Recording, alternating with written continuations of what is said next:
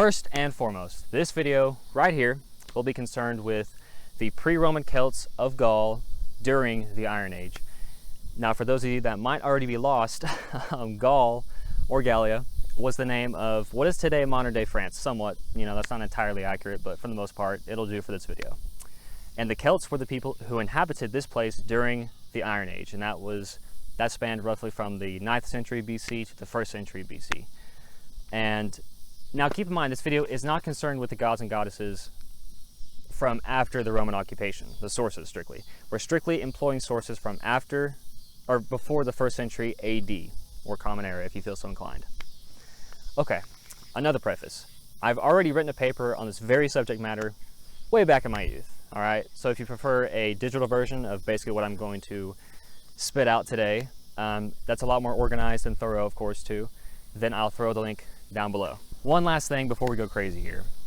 I'm sure many of you have heard this spiel before, but it's imperative that I stress that most of the written sources on this stuff are of the Greco-Roman breed. So of course the element of bias is there, right? But that doesn't mean every written word was literally Latin propaganda. Also, just kind of wanted to show off a little bit of the Oklahoma sunset here. Very underrated. One of the most underrated states. Not in things like education or whatever, but scenic-wise, Eastern Oklahoma has it all. Now, as the plural form in the title suggests, the Celts were quite a polytheistic people.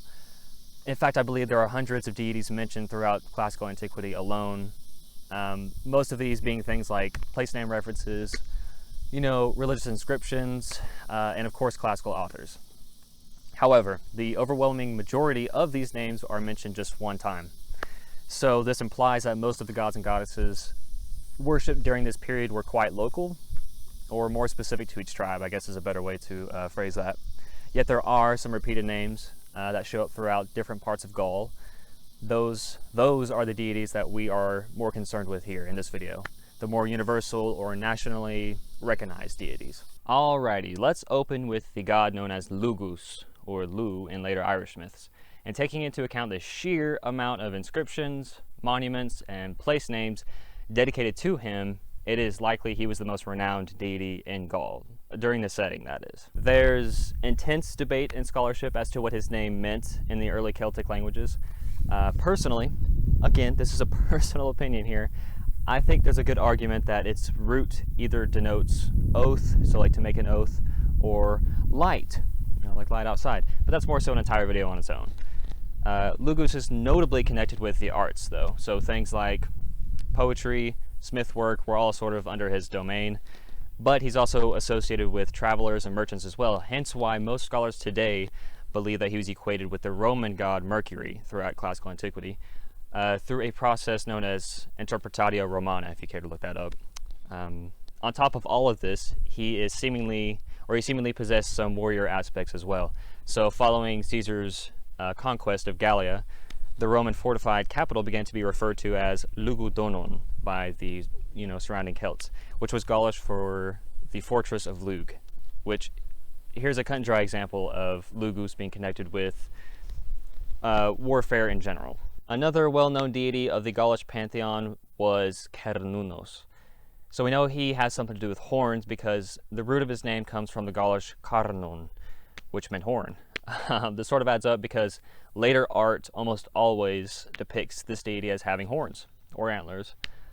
For this reason, it's not uncommon to see him referenced as the horned god in literature. Okay, most of the sources on this deity do show up primarily after the Iron Age, however. There's only a handful of depictions of him before the 1st century BC. One of these being the notorious Gundestrup cauldron found in northern Denmark, in Jutland, I believe. Most scholars agree that the figure shown on here is Cernunnos. He's got the Buddha posture, the signature antlers, the torque around his neck and on his right hand. Sorry, I'm looking at the photo of him right now. The serpent on his left hand and a host of animals surrounding him. All of this is very familiar to him in later art too. But this doesn't mean that he's necessarily the god of animals or the god of nature more broadly. There's actually some speculation in academia he's connected to with the underworld or hunting. But we're sort of getting into conjecture here, so I ought to refrain. But I'll be sure and link a couple of good articles in the description if you're curious. Epona was another Celtic deity, which had a widespread cult all over the region. Not this region. This is not Gaul. This is the Midwest US.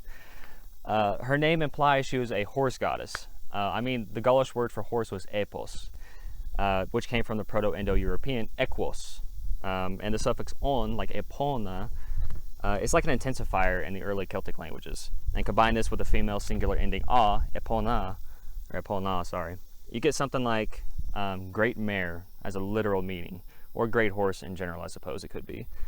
There's some inscriptions in Latin that date back to the late Iron Age that refer to animal sacrifices that were actually conducted in her name.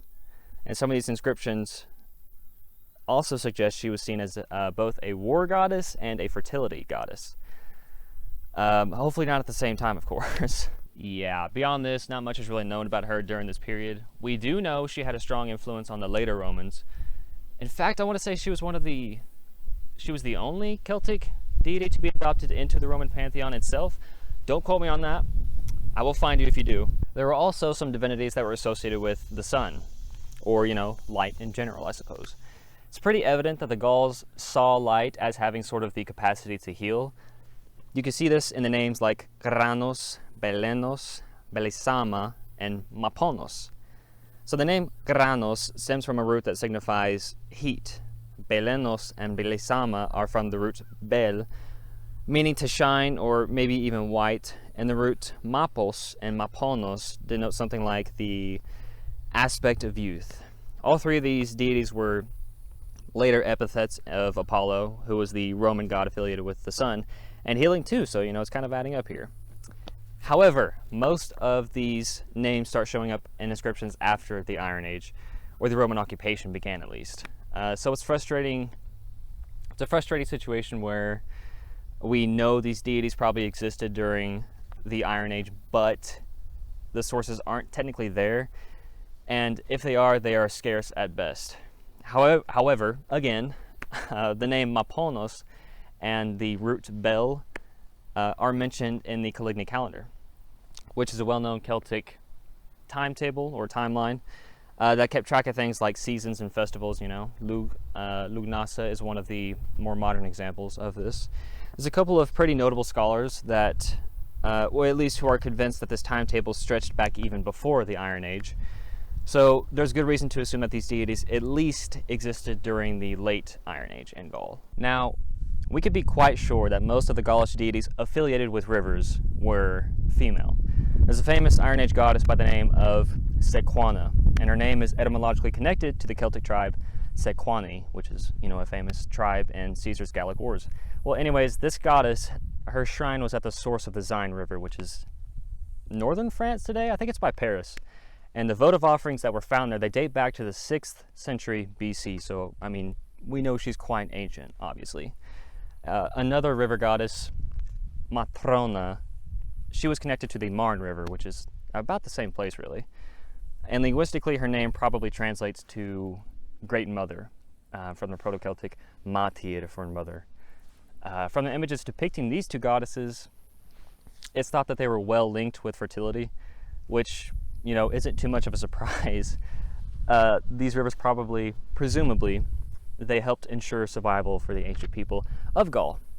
One could probably imagine, actually. Okay, please keep in mind that if you didn't see a name on this list, it probably means I couldn't find a source that attests it was specifically before the 1st century AD. So these are strictly ones that scholars can verify without a doubt existed during this period that I stated at the beginning of the video. Of course, many of the deities worshipped after the Roman occupation in Gaul probably existed during the Iron Age too.